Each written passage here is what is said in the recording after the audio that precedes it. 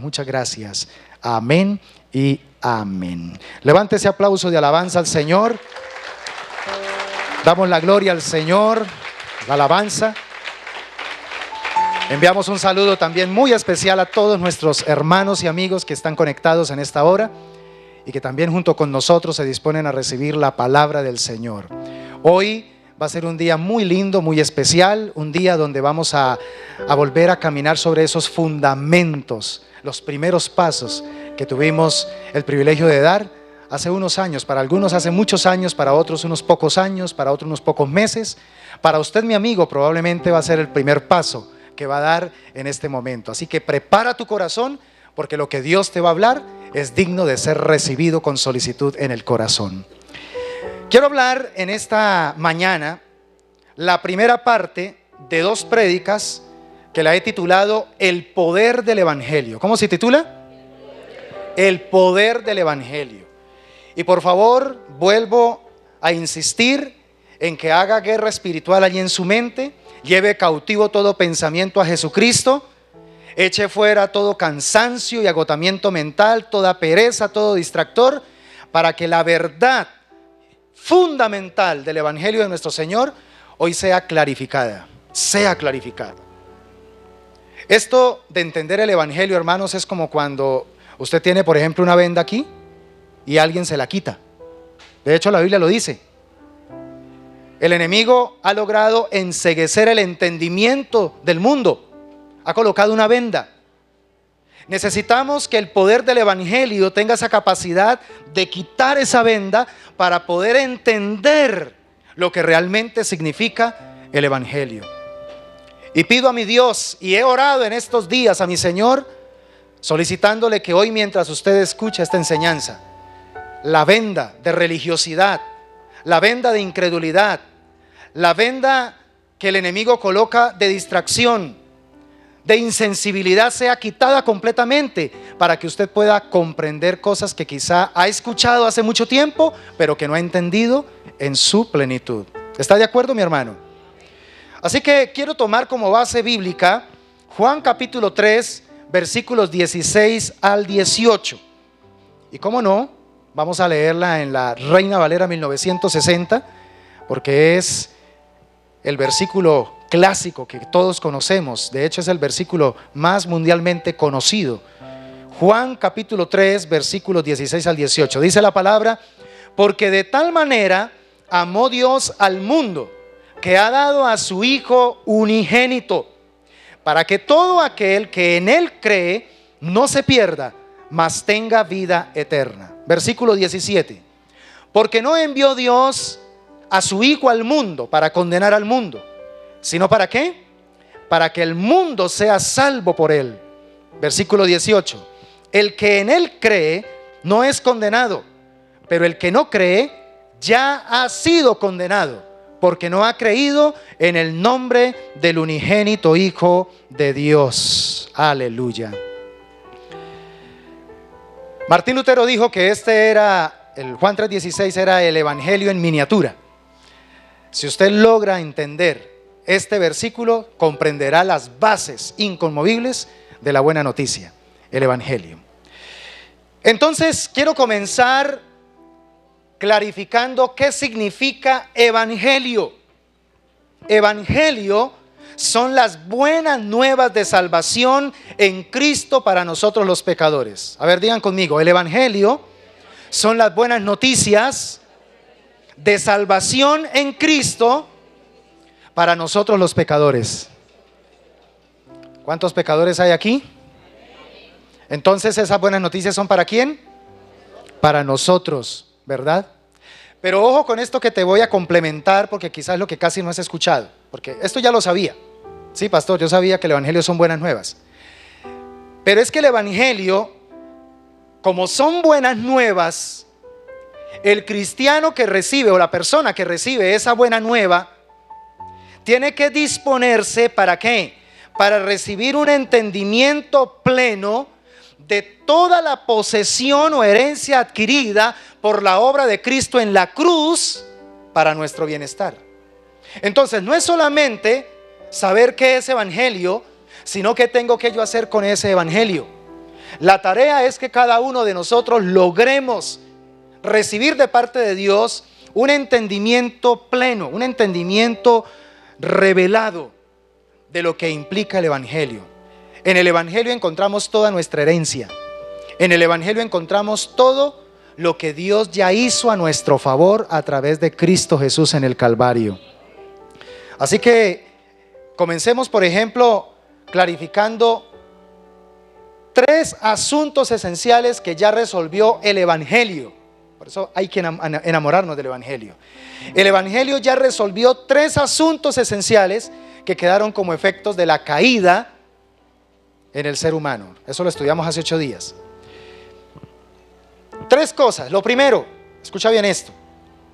Nosotros quedamos separados del Dios Santo. Tan pronto pecamos, estábamos en plena comunión con Dios, y al pecar quedamos separados, quedamos desintonizados de nuestro Dios.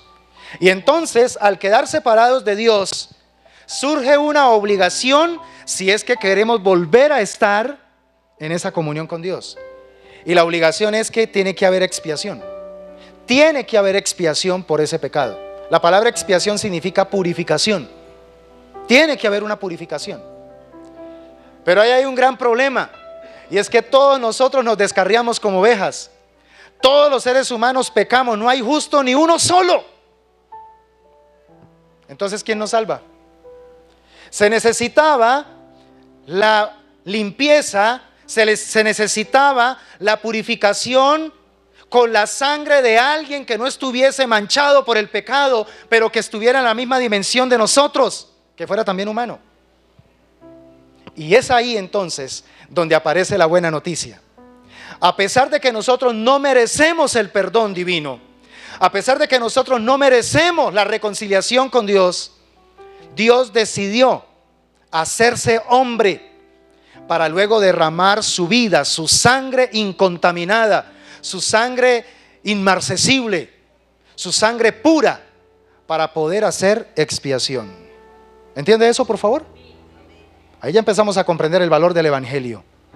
Por eso dice Efesios 2:13: pero ahora en Cristo Jesús, vosotros en otro tiempo estabais lejos, habéis sido hechos cercanos por la sangre de Jesús. ¿Qué nos ha hecho nuevamente cercanos a Dios? ¿Por qué la sangre de Jesús? Porque es la única sangre pura, es la única sangre que no está contaminada por el pecado. Esa sangre era necesario ser derramada, porque no puede haber remisión o limpieza de pecados si no hay derramamiento de sangre, pero no de cualquier sangre. Entonces Jesús se convirtió en nuestra expiación, en nuestro purificador. Él murió por nuestros pecados para poder recibir el perdón eterno. Levante su mano derecha y diga: gracias, Cristo, por morir por mis pecados en la cruz, porque a causa de ello recibo el perdón eterno. Aplauda la grandeza y el amor del Señor en esta mañana. ¡Aleluya!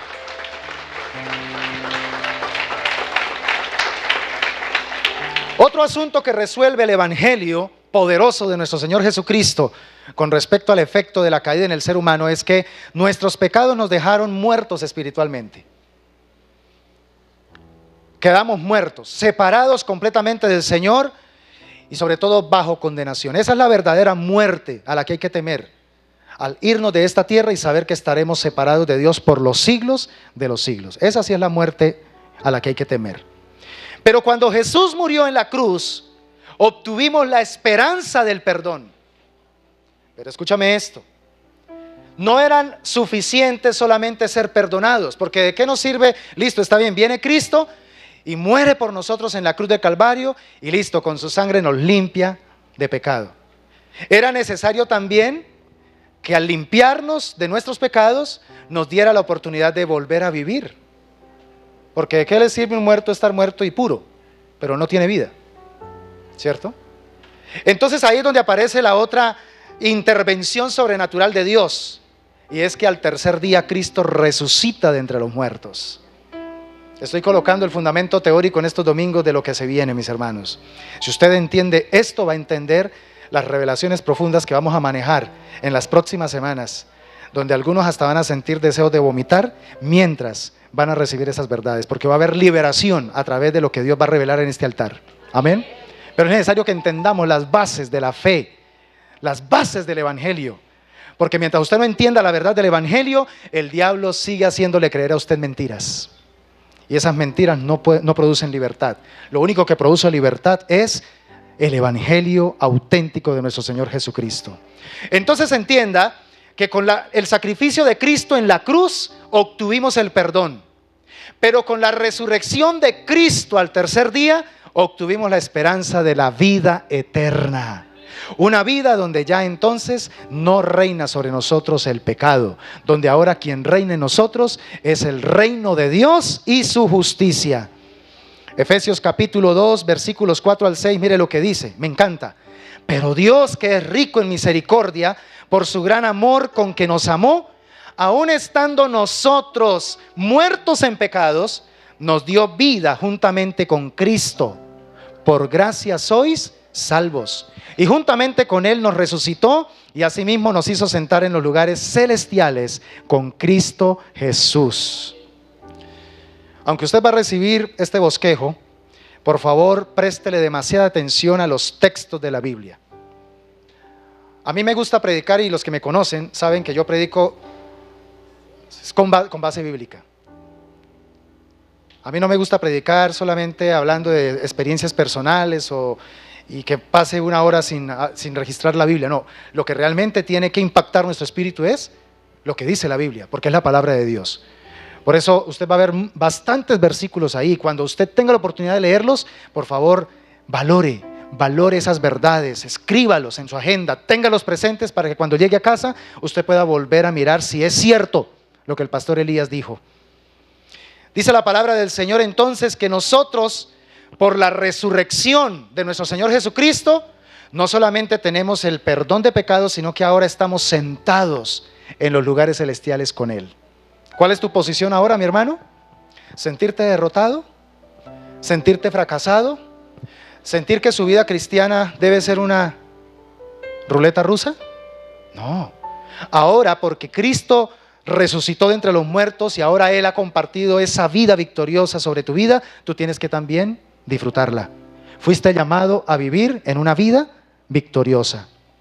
Y lo tercero es que quedamos sujetos al maligno y su poder. Cuando pecamos, nos salimos de la cobertura de Dios, que es bendición, y de manera voluntaria entramos al reino de las tinieblas y su maldición, oscuridad. Sin embargo, mis hermanos, la buena noticia del evangelio es que Jesucristo derrotó al diablo y lo desarmó. Otra vez, Jesucristo derrotó al diablo y lo desarmó. Por eso no le tenga miedo de decirle al diablo cuando él quiera venir a tentarlo o quiera hacerlo sentir y que usted es una persona inferior, que usted no vale nada, que usted es un pecador. Páresele a la cara y dígale: sí, yo soy un pecador, pero Cristo murió por mí y Él limpió todos mis pecados. Y por eso ahora estoy sentado con Él en los lugares celestiales en Cristo Jesús. Ahora ya no pertenezco a tu reino. Ahora fui trasladado del reino de las tinieblas a la luz admirable de nuestro amado Cristo. Colosenses 2:15 dice: y despojando a los principados y a las potestades, los exhibió públicamente, triunfando sobre ellos en la cruz. Satanás esto lo sabe, pero odia que se lo recordemos. Así como a él le encanta recordarnos a nosotros mentiras que le creemos, porque sabe que nos puede manipular, él odia que nosotros le recordemos verdades que nos hacen libres a nosotros y que lo ponen a él en jaque. Recuérdeselo. Satanás, ¿recuerda allí en el Calvario qué sucedió? Usted estaba haciendo una fiesta pensando que había destruido al Mesías, y resulta que con la obra del Cordero fuiste expuesto públicamente, y con todos tus demonios fuiste achantado, fue exhibido públicamente, y el Señor triunfó sobre usted y sobre todos sus secuaces en la cruz del Calvario. Y cuando hacemos eso, haga la prueba. Si estaba siendo tentado a algo, después usted se analiza y dice: oye, se me fueron las ganas de pecar. Claro, el diablo no soportó, él se fue. Porque si hay algo que huye o hace huir a Satanás, es la verdad de Dios. Recuerde que Satanás, su arma es la mentira, por tanto es la oscuridad. Pero nuestra arma es la luz, es la verdad de Dios. ¿Qué tiene más poder? ¿La luz o la oscuridad? La luz. La luz hace huir a los que están en oscuridad.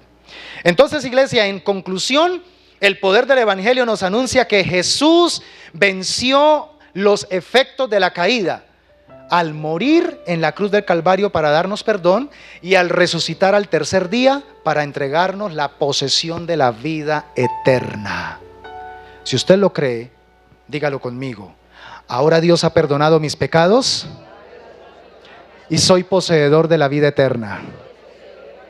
¿Cuántos creen que tienen vida eterna? De eso ya vamos a hablar ahora.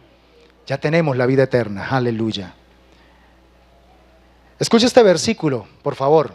Vamos a colocarlo en pantalla. Primera de Pedro, capítulo 1, versículos 3 al 5. Este lo voy a leer en la Nueva Versión Internacional. Mire qué hermosa noticia la que tenemos aquí en la palabra. Alabado sea Dios, Padre de nuestro Señor Jesucristo.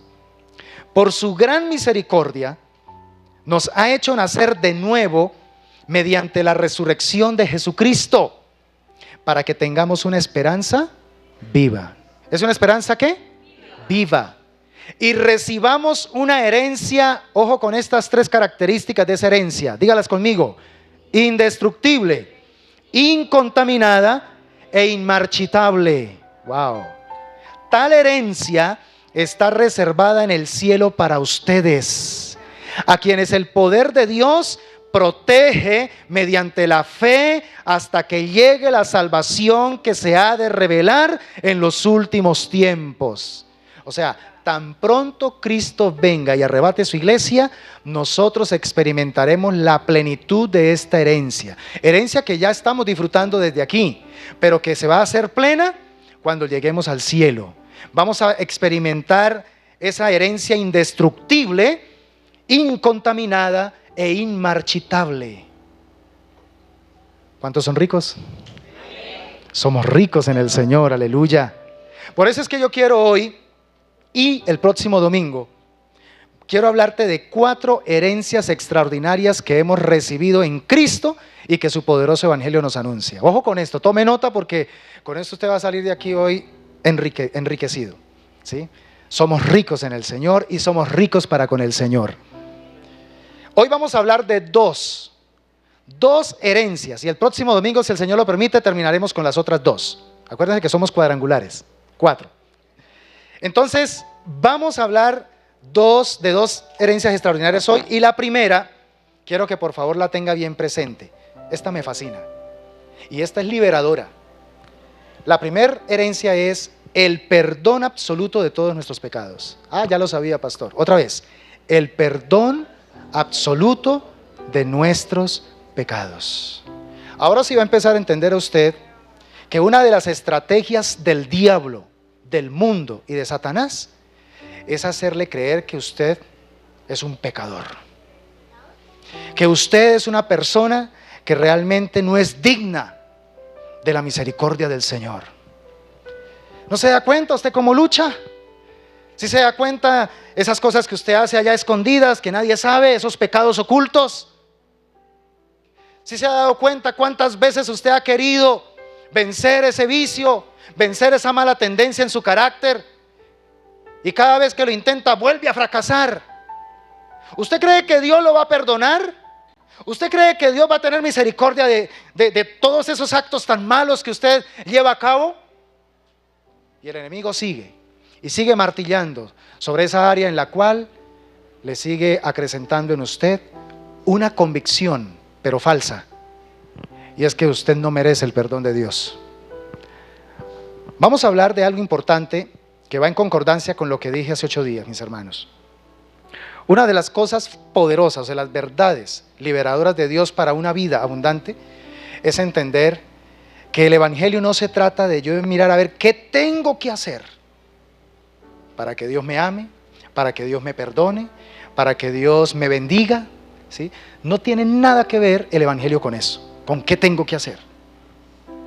El evangelio es la capacidad de poder descubrir qué es lo que yo tengo que creer en cuanto a lo que Dios ya hizo por mí. Por favor, entienda esto, porque si usted entiende esto, usted va a empezar a desarrollar a partir de este año una verdadera libertad en Cristo Jesús. Yo con esto no estoy minimizando el pecado, no me malentienda. No estoy minimizando el pecado. Lo que pasa es que hay un ropaje dentro del cristianismo, que es religiosidad, y que nos hace creer que realmente el Señor nos ama condicionalmente. Entonces, Dios me ama si no peco. Dios me ama si soy bueno. Dios me ama si diezmo y ofrendo.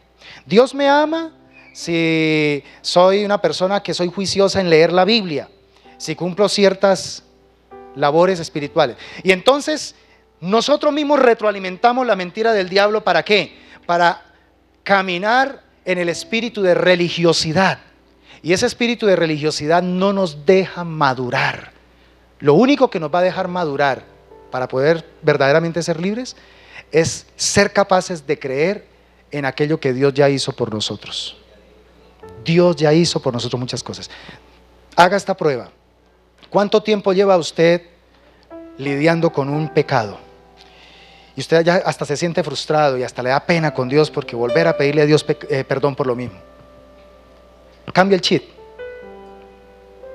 Empiece a verse, aun cuando está pecando, empiece a verse como lo que usted es en Cristo.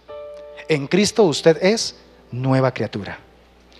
Dios ya no te ve a ti como eras antes de Cristo. Ahora Cristo te ve, ahora Dios te ve como eres en Cristo. Eso significa que ahora el Señor no te ve a ti, sino que está viendo a Cristo en ti. ¿Cristo pecó? ¿Cristo pecó? Entonces, ¿cómo te está viendo Dios? Como si nunca hubieses pecado. Y cuando uno empieza a entender eso, es tan poderoso el efecto de la verdad del Evangelio, es decir, tan poderoso lo que Dios ya hizo por mí, que ahí es donde empieza mi mente a ser revolucionada. Y ahí es donde yo empiezo a comprender el diseño de Dios, que no se trata de lo que yo sea capaz de hacer, sino de lo que Dios ya hizo por mí. Cuando una persona entiende esto, el diablo queda sin piso. El diablo dice: me descubrió el juego, ya no puedo manipularlo, se me escapó. Y entonces esa persona se va a dar cuenta que cuando empieza a verse aún pecando, se empieza a ver como una persona que nunca ha pecado en Cristo.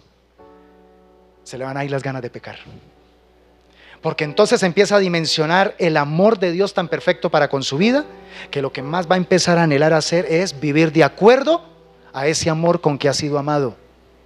Y ya empieza, en su naturaleza de Cristo operando en él, empieza a sentir repudio hacia el pecado. Repudio hacia el pecado. Hermanos, el perdón absoluto de nuestros pecados requería de un sacrificio perfecto, de un sacrificio sin defecto, de un sacrificio sin mancha. En el Antiguo Testamento, cuando el Señor exigió los animales para los sacrificios, especialmente para sacrificios por el pecado, tenían que ser animales sin defecto. Cuidado con presentar una perniquebrada. Cuidado con presentar un animal que estuviera tuerto.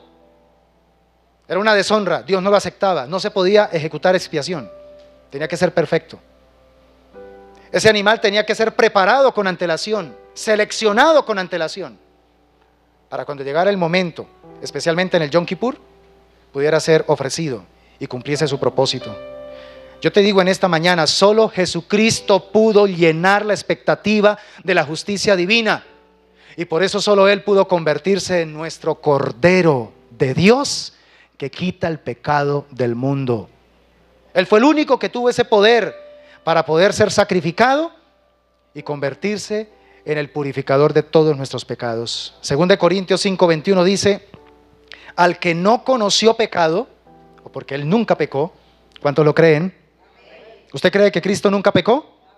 Si alguien tiene esa duda, arrepiéntase, hermano, porque si no, entonces está creyéndoles al diablo. Jesucristo nunca pecó. Fue tentado en todo, pero nunca pecó. Y dice: por nosotros lo hizo pecado, para que nosotros fuésemos hechos justicia de Dios en Él. Entonces, lo que les dije, Dios tomó a Cristo y lo convirtió en nuestro Cordero Pascual para pagar nuestra deuda y limpiar todos nuestros pecados. Ahora Dios nos ve a nosotros como justos, pero no por nosotros, sino por su Hijo. Dice justos en Él. Aquí lo dice la palabra, para que nosotros fuésemos hechos justicia de Dios en Cristo, en Él. Un justo, según el contexto bíblico, es aquel que nunca ha pecado. Por eso es que dice la Biblia, no hay justo ni aun uno. ¿Y quiénes pueden entrar al cielo? Los que nunca han pecado. O sea que los seres humanos, ninguno. Para eso es que aparece Cristo. Por Cristo, que se convierte en nuestro Cordero, y entonces su justicia nos es imputada, nos es acreditada. Ahora la justicia, la vida perfecta de Él, ahora queda a nuestra cuenta. Y por eso es que Él viene a vivir aquí.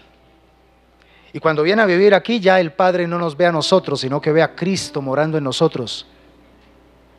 Pero pastor, yo sigo pecando. Sí, seguimos pecando, pero esa tendencia a pecar es la que nos lleva a aprender a ¿qué? A depender más de la vida de Cristo. Un día seremos liberados completamente de este cuerpo de pecado y entonces seremos semejantes a Él porque le veremos tal como Él es. Y entonces estaremos completamente disfrutando de la perfección de la santidad. Aleluya. Así que hermanos, tengamos presente lo siguiente: nuestros pecados pasados, nuestros pecados presentes y nuestros pecados futuros ya fueron perdonados en Cristo Jesús. Alguien puede decir, bueno pastor, eso de los pecados pasados y presentes lo creo, pero de los pecados futuros, yo no creo. Ahora le pregunto entonces, ¿hace cuánto Cristo murió por ti? ¿Hace una semana? ¿Hace 20 años? ¿Hace cuánto Cristo murió por ti y por mí? ¿Hace cuánto? Hace más de 2000 años. ¿Hay alguien aquí que nació en el año 2, 3 después de Cristo y está por aquí todavía vivo? ¿Eso qué significa entonces? Que cuando Cristo murió, todos mis pecados antes de yo nacer eran futuros, pero ya fueron cubiertos por la obra perfecta de Cristo en la cruz del Calvario. Eso significa que hasta el último instante que estemos en esta tierra, si pecamos, la obra perfecta de Cristo ya cubrió ese pecado. Cubrió ese pecado. Por eso es que el sacrificio es perfecto, mis hermanos. Yo te digo, no habrá más sacrificio por nuestros pecados. ¿Saben por qué? Porque no se necesita más sacrificio que el realizado por Cristo en la cruz del Calvario. ¿Dónde dice eso, pastor? Hebreos 9:26. De otra manera le hubiera sido necesario padecer muchas veces desde el principio del mundo. Pero ahora, en la consumación de los siglos, se presentó una vez para siempre por el sacrificio de sí mismo para quitar de en medio el pecado. ¿Cuántos sacrificios hizo Cristo? Por eso nosotros no creemos en la teoría de la iglesia tradicional. ¿Usted sabía que la palabra misa significa sacrificio? Ay, vamos a misa. Porque el centro de esa reunión es que Cristo, en el momento de la Eucaristía, venga nuevamente y muera por los pecados de los que están ahí reunidos. Eso es algo completamente antibíblico. Cristo solamente padeció una sola vez y para siempre, y su sacrificio fue perfecto. No necesitamos de más sacrificios, ni semanales, ni mensuales, ni anuales. Un solo sacrificio. Así que mis hermanos, escúchenme bien esta verdad. Nuestros pecados no son perdonados por la confesión. La iglesia tradicional convirtió la confesión en un sacramento. Lamentablemente los sacramentos son utilizados por la religión tradicional para manipular la salvación en los feligreses. Por eso los 7 sacramentos que se inventó la religión tradicional abarcan toda la existencia de un ser humano en la tierra, desde que nace hasta que muere. Y están repartidos, los 7 sacramentos están repartidos desde que nace hasta que muere. Porque la institución religiosa lo que quiere es mantener atado a un sistema a un sistema, a través del temor, al ser humano. Y hay que trabajarlo desde que nace. Por eso, para todo se utiliza el miedo, el temor. No olvide bautizar a su niño, porque si no se va para el limbo. Llega a morirse y como no lo ha bautizado, queda en el limbo. ¿Limbo? ¿Y eso con qué se come? ¿Dónde está? Muéstrame en la Biblia. No, es que la Santa Madre Iglesia ha declarado que hay un limbo. Sí, pero es que la Santa Madre Iglesia no es infalible. La Santa Madre Iglesia es simplemente una institución creada por el hombre. ¿Cómo así que por el hombre? La Santa Madre Iglesia es la Iglesia de Cristo. No, la Iglesia de Cristo no es ni romana, ni es colombiana, ni es de Palestina, ni es de Jerusalén. La Iglesia del Señor Jesucristo es de Cristo. Y está compuesta por todos los seres humanos que a lo largo de la historia de la humanidad, desde que Cristo fue colgado allí en la cruz y fue lacerado en su costado y salió sangre y agua, en ese momento nace la iglesia. Desde ese momento, todo el que cree en Jesucristo como su Señor y Salvador es la persona que va a formar parte del cuerpo espiritual de Cristo. Entonces, no reduzcamos la iglesia del Señor a una institución inventada por el hombre. La iglesia es un organismo vivo, lleno del poder del Espíritu Santo de Dios. Cristo es quien edifica la iglesia, no el hombre. Ahora, saber el hecho de que nuestros pecados fueron ya perdonados no es una licencia para entonces, bueno, me voy a relajar, entonces voy a seguir pecando, pastor. De ninguna manera, como dijo Pablo en Romanos capítulo 8. De ninguna manera.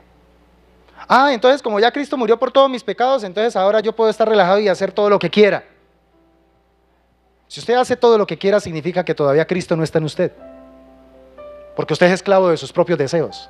No ha muerto. Cuando la Biblia dice que ahora estamos en Cristo, significa que ahora nosotros morimos. Y ahora la vida de Jesús empieza a manifestarse en nosotros. La naturaleza de Cristo es la que empieza a tomar dominio, poder en nosotros. Y ya no vivimos nosotros para nosotros, sino que Cristo vive en nosotros. Y aún la vida que vivimos en esta temporalidad, la vivimos en la fe del Hijo de Dios, el cual se entregó por nosotros, nos amó con amor eterno. De eso se trata.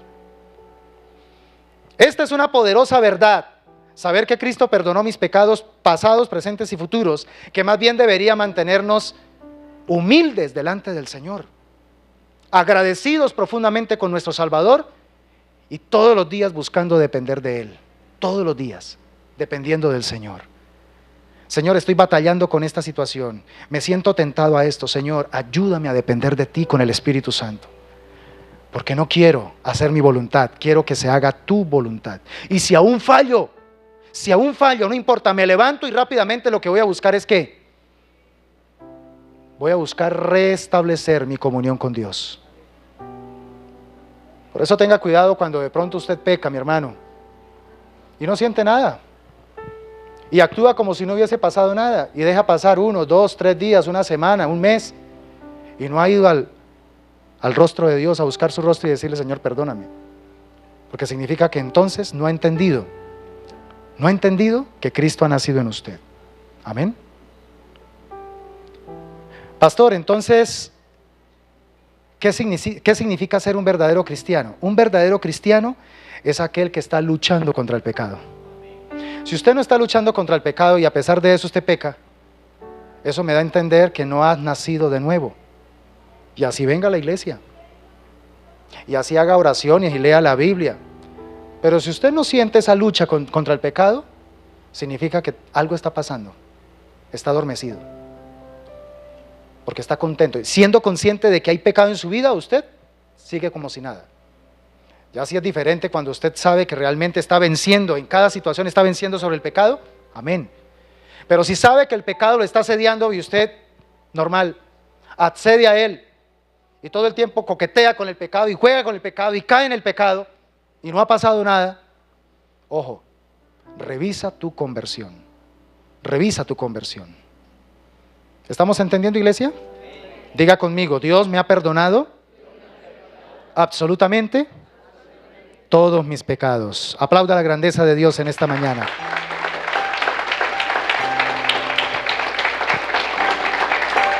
Y termino con la segunda verdad, segunda herencia maravillosa que Dios nos ha entregado en Cristo Jesús.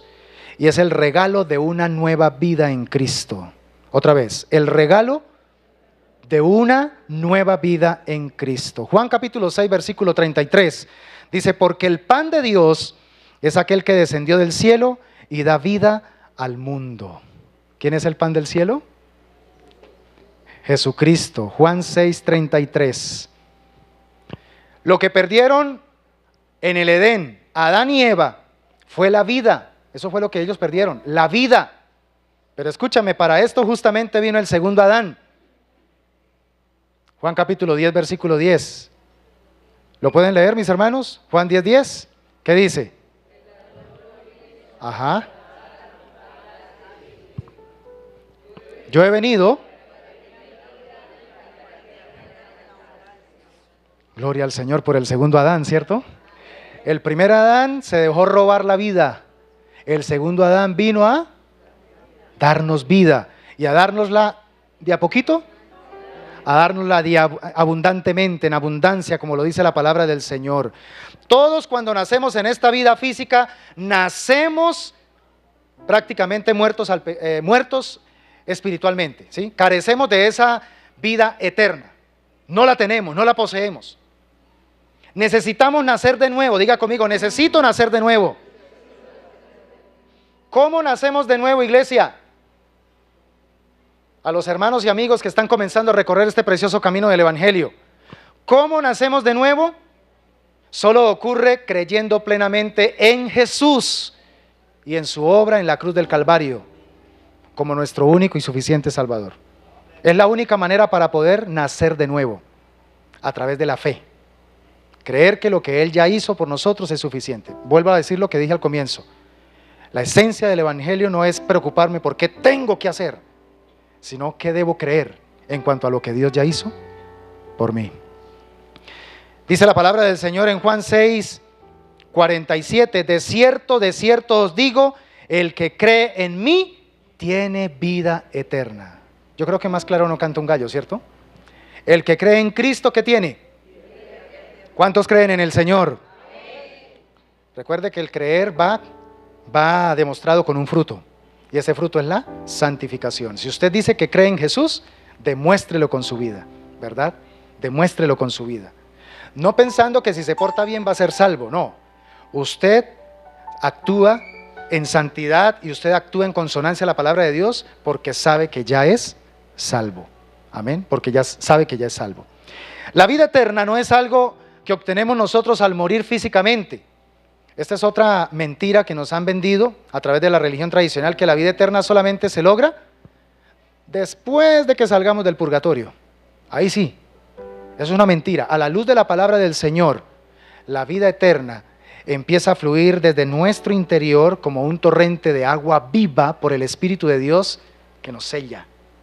Cuando usted recibe a Cristo en su corazón como su único y suficiente Salvador y deposita su entera confianza en que lo que Él hizo por usted es lo único que lo salva, ocurre el milagro de la salvación. Usted nace de nuevo. Eso se llama justificación por la fe. Es un acto soberano de Dios que inmediatamente va a activar un proceso que va a durar toda la vida, y ese proceso se va a desarrollar en su área almática, mente, voluntad y emociones. Se llama santificación. Entonces, en su espíritu ocurre un acto soberano, vivificación, que también se conoce como justificación por la fe. En su alma, es decir, en su mundo mental, en su mundo emocional y en su mundo volitivo, empieza un proceso que se conoce como santificación. El Espíritu de Dios empieza a trabajar mancomunadamente contigo en ese proceso de cada día parecerte a Cristo. Y luego un día, hermanos, este cuerpo, que tendrá que ser sembrado en corrupción, resucitará en incorrupción. Entonces, en nuestro espíritu se activa el poder de la vivificación para justificación y ser salvos. En el alma, el poder de la santificación para parecernos cada día más a Cristo, y un día lo vamos a ver tal como es y seremos semejantes a Él. Y luego el cuerpo va a experimentar resucitación. Resurrección. Un cuerpo que ya no podrá morir. Será un cuerpo que tendrá la capacidad de permanecer por los siglos de los siglos. Entonces, la salvación que nos ofrece el Evangelio, mis hermanos, es poderosa. Espíritu, alma y cuerpo. Bendito sea el nombre del Señor. Así que la vida eterna y espiritual se activa en el momento de ese nacimiento. Si no has nacido de nuevo, escúchame esto, si no has nacido de nuevo, antes de morir físicamente, tendrás una eternidad sin Cristo. Esto es una noticia trágica. Y es la razón por la cual la iglesia se le delegó la gran comisión. Todos tenemos parientes, amigos, personas muy queridas, personas con las que nos sentamos a veces y nos tomamos alguito y compartimos, nos hacen pasar ricos tiempos, pero que honestamente, si usted hace un alto en el camino y dice, si esta persona se me muriera en este momento aquí sentado conmigo, se iría para el infierno. ¿Qué estoy haciendo? ¿Por qué no le hablo? Yo tengo la panacea, yo estoy en Cristo, esta persona todavía no está en Cristo, pero puede estar en Cristo, ¿por qué no le hablo? Y ahí es donde tenemos que empezar a despertarnos, iglesia. Tenemos que empezar a dejar de ser egoístas, porque usted ya es salvo en Cristo Jesús. Ya nadie lo puede arrebatar de su mano, ¿cierto? Si está en Cristo, por favor no me malinterprete. No nos enredemos aquí si la salvación se pierde o no se pierde. Esa es una propuesta teológica mal planteada. Aquí la pregunta no es si la salvación se pierde o no se pierde. Aquí la pregunta es, ¿estoy en Cristo o no estoy en Cristo? Ahí cambia la perspectiva completamente. Si estoy en Cristo significa que he nacido de nuevo. Y uno no nace de nuevo varias veces. Uno nace de nuevo una sola vez. Amén. Uno nace de nuevo una sola vez.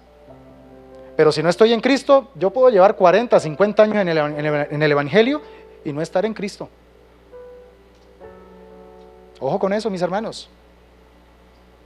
¿Cuántos cristianos están convencidos de que van a ir al cielo y no van a ir al cielo? Porque no han nacido de nuevo. Entonces, parte del propósito de estas enseñanzas es que revisemos nuestra conversión. ¿Cómo sé que he nacido de nuevo? El fruto, la santificación. Si en mi corazón hay un anhelo ferviente por agradar a Dios cada día, a pesar de que falle, a pesar de que estoy en esa lucha de la que les comenté antes, pues significa que entonces he nacido de nuevo. He nacido de nuevo.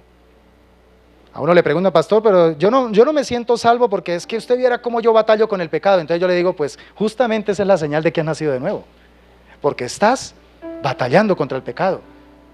Significa que la vida de Cristo ahora está atacando a la vida pecaminosa, a la vida carnal. Hay una batalla interna. Si no existiese esa lucha, pues significa que todavía no has nacido de nuevo. La naturaleza de Dios no está en ti. No puedes heredar el reino de Dios. Hay que nacer de nuevo. Hay que nacer de nuevo si queremos ver el reino del Señor.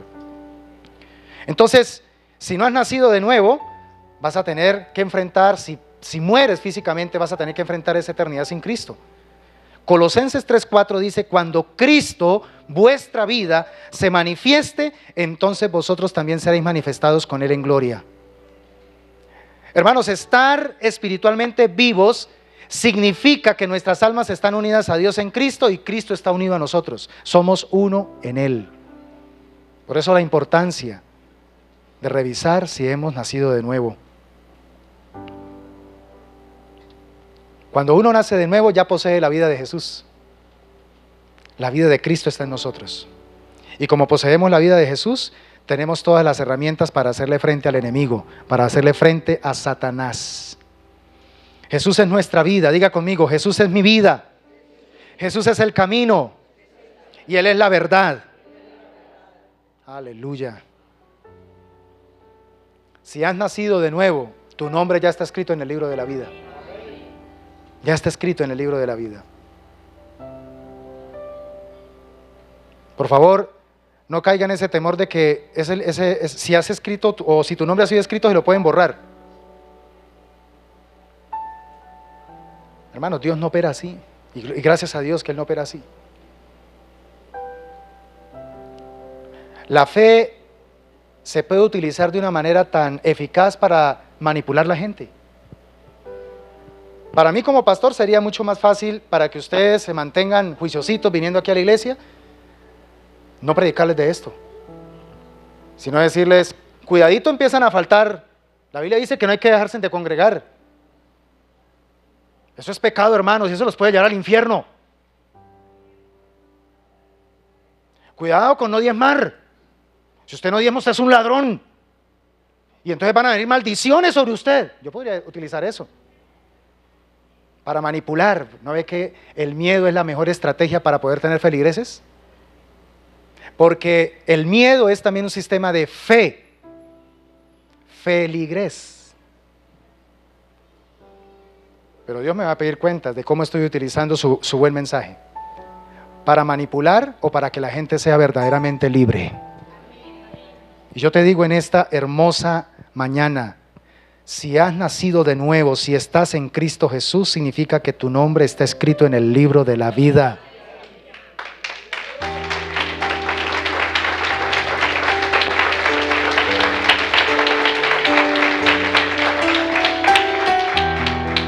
Lo que usted sí debe velar, mis hermanos, es porque no sea que le quiten su corona. Las coronas son los privilegios y las responsabilidades que Dios tiene para entregarte una vez te vayas para allá. Eso sí las puede perder, por infiel, ¿sí? Por no valorar lo que Dios ha hecho en tu vida. Pero si realmente estás en Cristo, nueva criatura eres. Las cosas viejas pasaron, y aquí todas son hechas nuevas.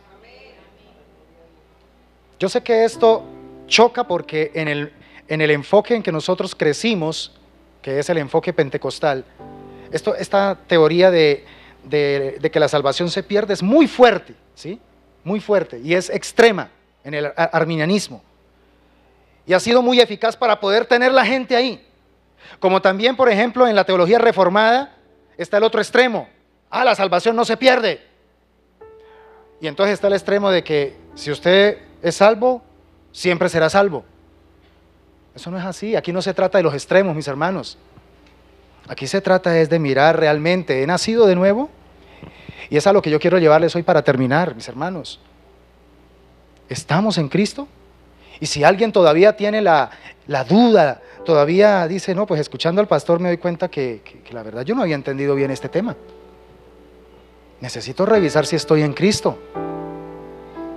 Porque a mí no me garantiza estar en Cristo asistir a una iglesia. A mí no me garantiza estar en Cristo leer la Biblia. A mí no me garantiza estar en Cristo estar diezmando y ofrendando. A mí no me garantiza estar en Cristo estar sirviendo activo en un ministerio.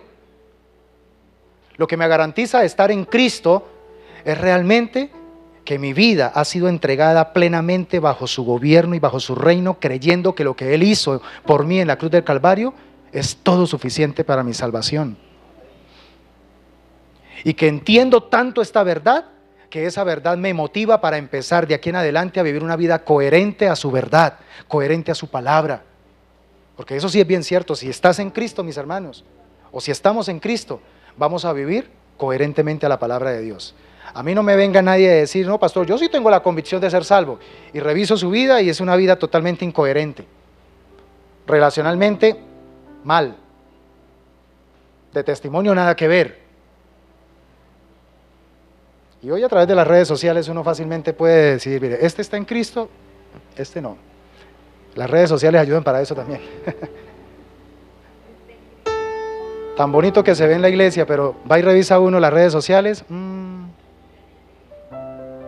falta conversión. Y ahí es donde uno como pastor siente la carga de seguir orando e intercediendo por esas almas que todavía no han nacido de nuevo, que vienen a una iglesia.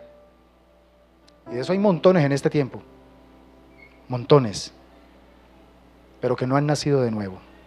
Y por eso el Señor puso en mi corazón hoy cerrar este tiempo asegurando que todas estas preciosas ovejitas reafirmen su conversión a Jesucristo. ¿Quieren hacerlo, mis hermanos? Les voy a decir algo. Si hoy ustedes, al pasar al altar, lo hacen verdaderamente de corazón, no porque el pastor se lo dice, sino porque están convencidos de que ustedes quieren reafirmar su conversión en Jesucristo, probablemente, hermanos, en los próximos días, probablemente en las próximas semanas, en algunos meses, el Señor le permita tener una experiencia real con el Espíritu Santo. Más temprano que tarde es mi oración, que pase eso. Pero por favor, cuando pase aquí, pase también con ese anhelo. y dígale: Cristo, yo no solamente quiero aceptarte como mi Señor y Salvador, yo también quiero sentir en todo mi ser tu reino operando en mi vida. Quiero verdaderamente experimentar un nuevo nacimiento. Quiero sentir que si en este momento mi corazón dejase de latir, me voy contigo. Nada me podrá separar de tu amor que es en Cristo Jesús. Que aunque tengo fallas, que aunque tengo errores, no se trata de lo que yo haga o deje de hacer, se trata de lo que tú ya hiciste por mí, Señor. Y entonces, cuando empiezo a entender lo maravilloso que hiciste por mí, también empiezo a sentir la necesidad de vivir una vida de santidad, una vida de consagración.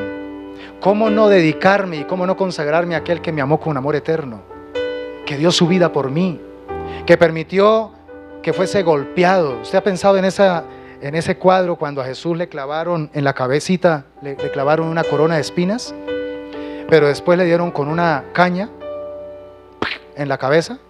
O sea, como quien dice, para que se enterraran en sus sienes las púas.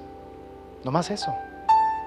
Todo ese sufrimiento que Él padeció, todas esas horas trágicas, terribles, que Jesús sabía que iba a vivir y que las dimensionó allí estando en Getsemaní, que por eso le dijo: Padre, si es posible, no me permitas pasar por ahí. Y el Padre le dijo: toca, porque amamos la humanidad, toca. Está bien, Padre, hágase tu voluntad. ¿Será que no vale la pena consagrarnos y vivir realmente para ese ser tan hermoso, que lo dio todo por nosotros?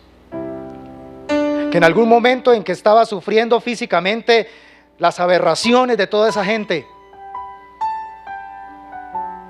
se hubiese levantado y hubiese dicho: ya basta, y hubiese dado una orden a las 12 legiones de ángeles que estaban ahí listas para venir y volver trizas a toda esa gente. ¿Qué hubiese pasado si el Señor hubiese dicho: basta, no quiero seguir sufriendo? No estaríamos aquí. Pero porque Jesús nunca dijo basta, sino que fue hasta la consumación y logró en la cruz decir: ya, consumado, está hecho, lo logré, se cumplió totalmente todo lo que tenía que hacer para salvar a esta humanidad. Ahora sí, Padre, en tus manos encomiendo mi espíritu. Eso es lo que tiene que llenarnos a nosotros de un verdadero amor para seguir a Cristo, honrándolo y compartiéndolo con los demás.